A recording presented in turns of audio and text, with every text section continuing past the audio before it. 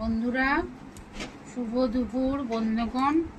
এই যে এখন তালের মন্ডটা আমি মাখিয়ে নিচ্ছি ভালো করে। দেখুন, এই যে এখানে নারকোল আর এখানে মৌরি, এই যে এর মধ্যে দিয়ে নিলাম সবটা। আপনারা দেখতে থাকুন। এই যে ভালো করে দিয়ে নিলাম আগে।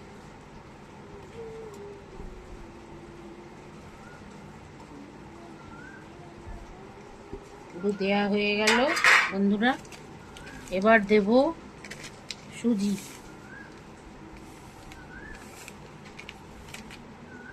এবার দেব অল্প চালের গুঁড়ো।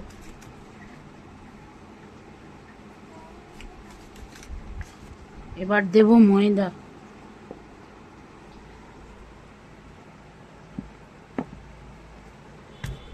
এবার দেব চিনি।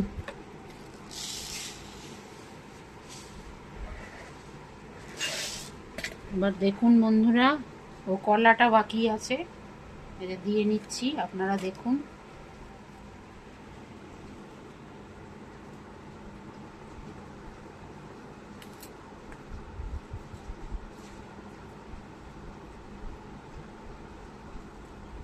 দেখুন বন্ধুরা, এবার ভালো করে আমি এটাকে মাখিয়ে নিচ্ছি।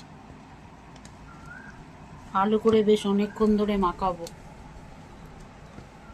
যত মাখাতে থাকবো, যত মাখানোটা ভালো হবে, তত বড়াটাও খেতে সুস্বাদু হবে।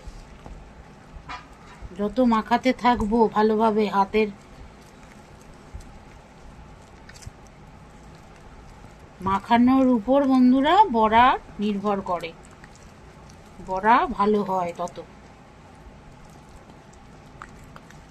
আর মাল মেটেরিয়ালস তো আছেই বন্ধুরা, যেরকম গুড় দেবে তেমনি মিষ্টি হবে।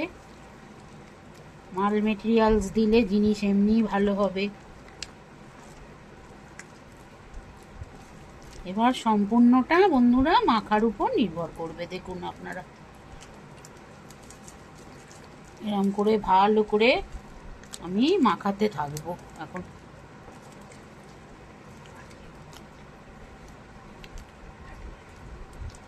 এই যে যত ফেটাতে থাকবো এইভাবে, বেসন যেরকম ভাবে ফেটায়, যত জিনিসটাকে হাতের সাহায্যে এইভাবে ফেটাতে থাকবো, তত বড়াটা খেতে, আর বড়াটা যে তেলের, রিফাইন তেলের মধ্যে আমরা যে ছাড়বো, যখন যত মাখাবো জিনিসটা, তত বড়াটা ছাড়তেও তখন সেইভাবে সুবিধা হবে। মাখার উপরেই সব কিছু নির্ভর করে।